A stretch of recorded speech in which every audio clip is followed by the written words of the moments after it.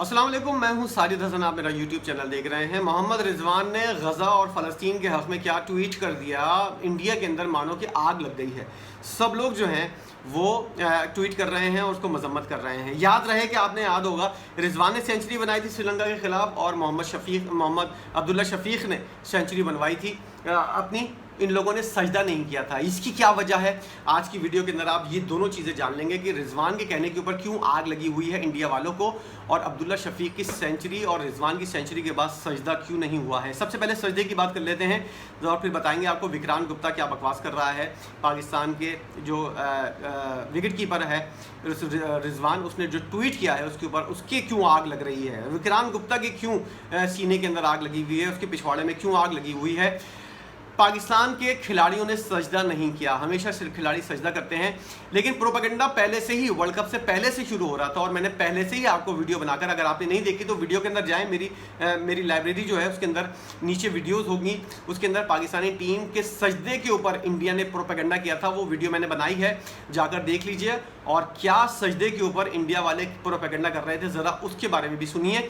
Pakistani team के खिलाड़ी जो हैं उन्होंने सजदा नहीं किया, प्रोपेगेंडा हो रहा था और आईसीसी के ज़रिए इंडिया वालों ने ये वाली बात कहलवाई कि अगर कोई भी खिलाड़ी 5 विकेटें लेगा और सेंचुरी बनाएगा तो वो इंडिया की सरजमीन के ऊपर सजदा नहीं करेगा सेंचुरी बनाने के बाद या 5 विकेट लेने के बाद। तो इसलिए हमने देखा कि मोहम्मद रिजवान ने और अब्दुल्ला शफीक ने जब सेंचुरियाँ बनाई तो दोनों खिलाड़ियों ने सजदा नहीं किया, दुआएं वुआएं मांगी और इस तरह मामलात को जो है वो रफा दफा कर दिया।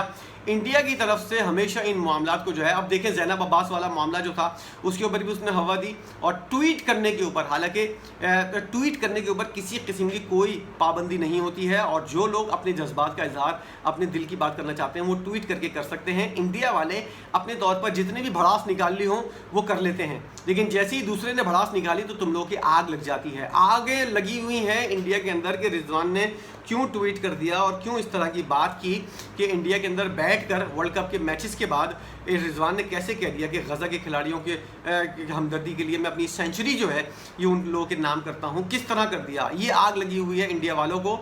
और मोहम्मद रिजवान जो है उसके खिलाफ उसने जो ट्वीट किया है उसके खिलाफ विक्रांत गुप्ता के पिछवाड़े में बहुत ज़्यादा आग लगी हुई है कि उसने ये वाली बात क्यों की है। और वो ट्वीट करते हुए बकवास कर रहा है कि ऐसा पहले क्या कभी हुआ है। इनके जो विकेट कीपर थे जो इंडिया के, जिसने वर्ल्ड कप जितवाया था, महेंद्र सिंह धोनी, उन्होंने कहा कि 2019 के वर्ल्ड कप के अंदर उसने अपने ग्लव्स के ऊपर आर्मी का निशान लगाया हुआ था, तो वो निशान आईसीसी ने हटाने को बोल दिया था। क्या रिजवान ने जो ट्वीट किया है इसके ऊपर कोई एक्शन होगा? इस जाहिल को ये नहीं पता कि ट्वीट करने का किसी किस्म का कोई रिएक्शन आईसीसी नहीं दे सकता, ना ही वो मुल्क दे सकता है जिसके अंदर वर्ल्ड कप हो रहा हो। और आईसीसी ने भी क्लेरिफिकेशन तर्जुमान ने उसने दे दी है और जाहिल को मुंह की खानी पड़ी है ये वाली बात जब आईसीसी ने की है कि ये जो इंडिविजुअल मामलात होते हैं ट्वीट करने के, इसके अंदर किसी किस्म की आईसीसी मुदाखलत नहीं कर सकता, ना ही होस्ट कंट्री कर सकता है। ये एक इनफरादी तौर पर बात होती है। एक एप्लीकेशन के ऊपर अगर आप अपनी जज्बात का इजहार कर रहे हैं तो उससे किसी किस्म का आईसीसी का कोई ताल्लुक़ नहीं है और उसके ऊपर जो है वो अपना सा मुंह लेकर रह गया है विक्रांत गुप्ता और उसको मुंह की खानी पड़ी है आईसीसी के तर्जुमान ने जब ये वाली बात की है कि आप इस बारे में किसी किस्म का कोई एक्शन नहीं कर सकते, ना ही हम कर सकते हैं। और उसके बाद उन्होंने बोला कि ये उस बोर्ड का मामला है और उस खिलाड़ी का इनफरादी मामला है, इसलिए इस मामले के अंदर हम नहीं घुसेंगे। और ट्वीट करने, अगर रिजवान वैसे अगर ग्राउंड के अंदर कोई ऐसी वैसी हरकत करते तो उसके ऊपर आईसीसी जो है वो जिम्मेदार है, होस्ट मुल्क जिम्मेदार है, लेकिन इसके अलावा कोई भी इस बारे में कुछ भी नहीं कर सकता है। तो इंडिया के अंदर पहले ही प्रोपेगेंडा हो रहा था कि खिलाड़ियों को जो है वो हम सजदा करने की इजाज़त नहीं देंगे, ना ही किसी खिलाड़ी को नमाज पढ़ने की इजाज़त होगी, चाहे वो वार्म अप मैच और प्रैक्टिस मैच क्यों ना हो, उसके अंदर कोई सजदा नहीं होगा, कोई इबादत करने की इजाज़त नहीं होगी। अब सूरत हाल ये है कि इंडिया के अंदर रिजवान की वजह से आग लगी हुई है। पाकिस्तानी खिलाड़ी जो हैं मुसलसल जो है वो इस तरह की हरकतें कर रहे हैं, जिसकी वजह से इंडिया वाले जो है वो आग बगौला हुए हैं। और ताज़ा तर कार्रवाई जो है वो ज़ैनब अब्बास, मोहम्मद रिजवान वाली थी। और उससे पहले जो उन्होंने कार्रवाई की है इंडिया के अंदर, हिंदू पंडित जो हैं वो ये बैठकर तमाम तर प्रोपेगेंडा कर रहे हैं कि किसी तरह मामला जो हैं वो पाकिस्तानी टीम को खींचने की हद तक रखे जाएं, और इसलिए हर चीज़ के अंदर एतराज़ किया जा रहा है। ज़ैनब अब्बास ने 8-10 साल पहले कोई ट्वीट किया था, उसके ऊपर मामला ख़राब हुए। रिजवान ने ये वाला ट्वीट कर दिया, उसके ऊपर मामला ख़राब हुए। कुछ भी नहीं कर सकते सिवाय प्रोपेगेंडा करने के, और यही चीज़ इंडियंस को आती है और इसी चीज़ में ये लोग मास्टर हैं।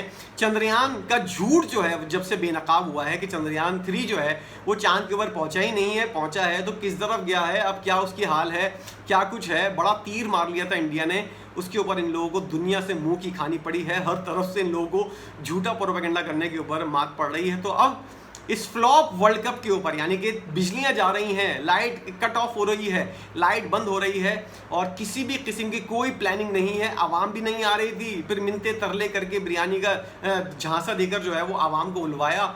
अब यही बैड गवर्नेंस और बैड चीज़ें जो हैं वो इंडिया वालों को बुरी लग रही हैं, और इसलिए वो बौलाए हुए हैं और पाकिस्तानी टीम को उन्होंने निशाने के ऊपर रख लिया है कि क्या ये लोग फूक फूक कर कदम रख रहे हैं